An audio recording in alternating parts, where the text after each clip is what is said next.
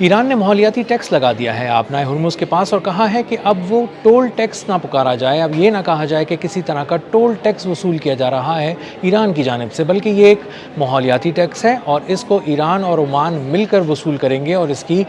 جو ادائیگی ہے وہ بٹ کوائن میں ہوگی، اور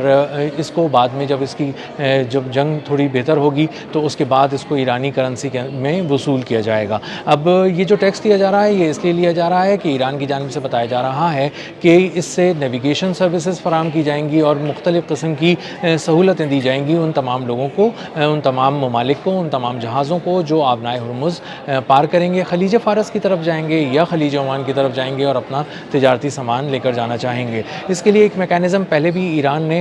پوری دنیا کو سمجھا دیا ہے، بہت اچھی طرح اس کو نافذ کیا ہوا ہے، اور اس میکینزم کے تحت جو بھی شپنگ کمپنی ہوگی اس کے جہاز کو آبنائے ہرمز پار کرنے سے پہلے ایران سے پیشگی اجازت لینی ہوگی، ایک ای میل کرنی ہوگی، بتانا ہوگا کہ یہ جہاز جو آبنائے ہرمز کی طرف آ رہا ہے یہ کس ملک کا ہے، اس کا مالک کون ہے، کس کی ملکیت ہے، کس پورٹ سے چلا ہے، کس پورٹ کی طرف جا رہا ہے، منزل مقصود کیا ہے، اوریجن کیا ہے، اور ساتھ میں یہ بھی بتانا پڑے گا کہ کون کون سے اس میں کرو ممبرز ہیں، ان کی شہریت کیا ہے،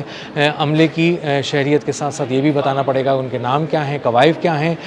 کپتان کی شہریت کیا ہے، کپتان کے کوائف کیا ہیں، اور کون سا مال ان جہازوں پر لدا ہوا ہے اور یہ کون سے ملک جا رہا ہے۔ یہ تمام تفصیلات جب دی جائیں گی ایک ای میل کی صورت میں، تو ای میل کا جواب آئے گا تہران سے، اس میں ایک کوڈ لکھا ہوگا اور اس میں بتایا جائے گا کہ آپ نے جو $2 ملین ادا کیے ہیں اور تمام کوائف جمع کرا دیے ہیں، اس کے بعد ایران آپ کو اجازت دیتا ہے کہ آپ آبنائے ہرمز کو پار کر لیں۔ آپ یہ کوڈ لے کر ایرانی پاسداران انقلاب سے کھلے سمندروں میں رابطہ کریں اور وہ آپ کو آبنائے ہرمز بحفاظت پار کرائیں گے۔ اب آبنائے ہرمز پار کرانے کا جو طریقہ ایرانی پاسداران انقلاب کا ہے، اور اب تک سمندر پار کرنے کا جو طریقہ ہے وہ یہی ہے کہ ایرانی پاسداران انقلاب سے جہازوں کے عملے کی جانب سے رابطہ کیا جاتا ہے، اور وہ تمام کوائف جب وصول کر لیتے ہیں تو وہ اپنی ایک خاص ایک پیسج ہے اس کے ذریعے وہاں سے نکالتے ہیں، ایک راہداری فراہم کرتے ہیں، محفوظ راہداری جہازوں کو فراہم کی جاتی ہے اور ایران کی جانب سے، اور اس کی بندرگاہوں کے قریب سے اور اس کے ساحلوں کے قریب سے اس کو گزار کر آبنائے ہرمز کو پار کرایا جاتا ہے۔ اب تک بتایا جا رہا ہے کہ پچھلے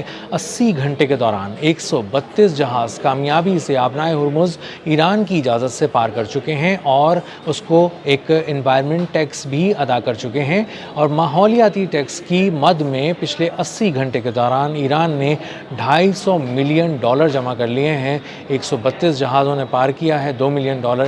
نے ہر ایک نے اس کو ادا کیے ہیں، اور دنیا اب اس بات پر اعتماد کر رہی ہے کہ ایران جو ہے وہ اگر یہ کہہ رہا ہے کہ آبنائے ہرمز پر اس کی گرفت مضبوط ہے تو وہ نظر بھی آ رہی ہے، اور امریکہ کی جو گرفت صرف کمزور ہی نہیں ہے بلکہ وہ ہے ہی نہیں آبنائے ہرمز پہ، اور وہ خلیج عمان میں کھڑا اپنے کسی اچھے وقت کا انتظار کر رہا ہے۔ امریکہ تقریباً 15,000 اس کے فوجی تعینات ہیں، بہت بڑا ملٹری آپریشن اس نے شروع کیا ہوا ہے، اور اس کے ساتھ ساتھ اس کے بہت سے وارشپس وہاں پہ کھڑے ہوئے ہیں اور انتظار کر رہے ہیں کہ کسی طرح کوئی موقع ملے اور وہ ایران پر جھپٹ سکیں، لیکن ایران کی جو حکمت عملی ہے پانیوں کے اندر، سمندروں میں،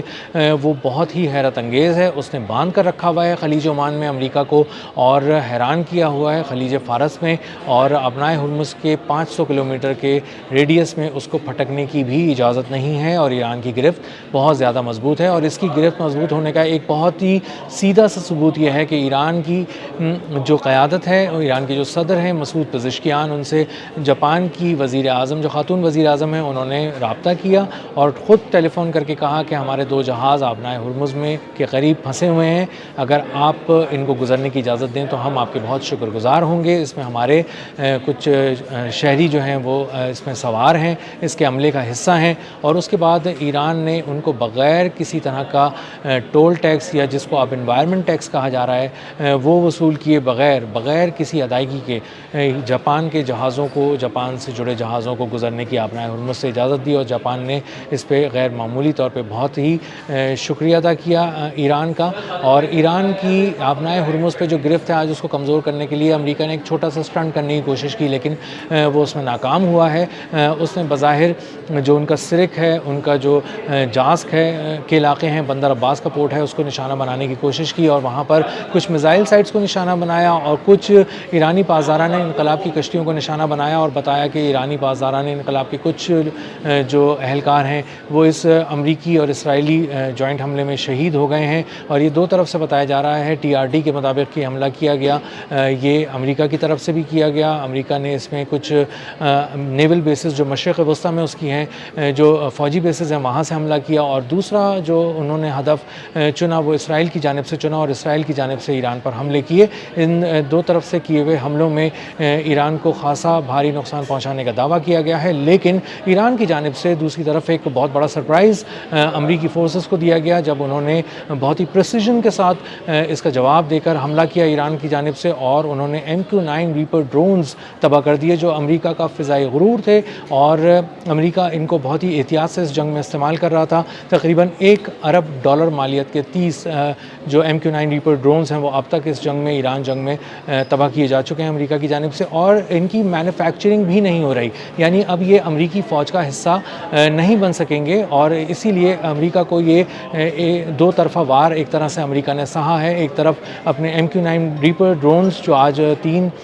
جو ہے $90 ملین مالیت کے تھے ان کو نشانہ بنا کر ایران نے تباہ کر دیا ہے، اور دوسری طرف اب یہ چونکہ مینوفیکچر بھی نہیں ہو رہا ہے، تیار بھی نہیں کیے جا رہے امریکی فورسز کی جانب سے، اسی لیے جب یہ تباہ کر دیے گئے ہیں تو ان کی تعداد مسلسل کم ہو رہی ہے، اور ان سٹاکس کو دوبارہ بھرا نہیں جا سکتا، ان ریپر ڈرونز کو دوبارہ یہاں پر تعینات نہیں کیا جا سکتا ہے۔ جو ایران کی فضائیں ہیں وہ اس وقت ایک جادوئی حصار کی زد میں ہیں، اور وہاں پہ اگر امریکہ کی فضائیہ وہاں قریب بھی پھٹکتی ہے تو اس کے طیارے ہم نے تباہ ہوتے دیکھے ہیں، اس کے ریپر ڈرونز تباہ ہوتے دیکھے ہیں، اور خاص طور پہ ان کا جو ایک سب سے بڑا غرور تھا ڈرون ٹیکنالوجی کے حوالے سے، MQ-4C ٹرائٹون جو $240 ملین کا ڈرون تھا، آبنائے ہرمز کے اوپر 52,000 فٹ کی بلندی پہ پرواز کر رہا تھا، وہ ہیک ہو گیا، اس کا سسٹم جیم ہو گیا۔ 7700 کا اس نے ایک ایمرجنسی کال دی اپنے کمانڈ سینٹر میں، اس کے بعد وہ 9,000 فٹ کی بلندی تک نیچے تو آیا، لیکن اس کے بعد نارتھ ایسٹ میں ایران کی طرف اس نے اپنا رخ کیا، اور کہاں غائب ہو گیا کچھ پتہ نہیں چل سکا۔ جو 5th فلیٹ ہے امریکہ کا، اس نے وہاں سے اس کے 2 ہیلی کاپٹرز اس کی تلاش میں گئے، لیکن نہ اس کو زندہ تلاش کر سکے نہ اس کو مردہ تلاش کر سکے، اور جو ان کا غرور تھا وہ کہیں غائب ہو گیا، کہیں بھسم ہو گیا، اور کہیں ڈبو دیا گیا پانیوں کے اندر۔ جو KC-135 ان کا ایک جہاز تھا، ریفیولنگ ٹینکر تھا، جو اڑتا ہوا ایک گیس اسٹیشن بھی کہا جاتا ہے، وہ بھی غائب ہو گیا، وہ بھی نہیں ملا۔ بہت سے ایسے چوٹ پہنچائی گئی ہے ایران کی جانب سے جس نے آبنائے ہرمز پہ، فضاؤں میں، آبنائے ہرمز کے پانیوں پہ، اور زمین کے قریب جو آبنائے ہرمز سے قریب زمین ہے ایران کی، اس میں اپنے گرفت مضبوط کر کے دکھائی ہے ایران کی قیادت نے، ایرانی فورسز نے، اور ایران پہ جو ایک اور حملہ آج امریکہ نے کیا وہ بھی ناکام ہو گیا۔ ایران نے انوائرمنٹ ٹیکس لگا دیا ہے، ایران نے دنیا پہ نیا ٹیکس لگا دیا ہے، اور بتا دیا ہے کہ آبنائے ہرمز پہ آج کی تاریخ میں بھی اگر کسی کا کنٹرول ہے تو وہ ایران ہے، اس کا کنٹرول بہت مضبوط ہے، اس کی گرفت بہت مضبوط ہے، اور آنے والے دنوں میں دنیا کو مسلسل ایران سے ہی بات کرنی پڑے گی اگر آبنائے ہرمز کو پار کرنا ہے، اور امریکہ اس خطے میں پہلے بھی نہیں تھا اور آنے والے دنوں میں بھی نہیں ہوگا۔ اب تک کے لیے اتنا ہی، ملتے ہیں اگلی ولاگ میں کسی نئی خبر، نئے تجزیے اور نئے زاویے کے ساتھ۔ اللہ حافظ۔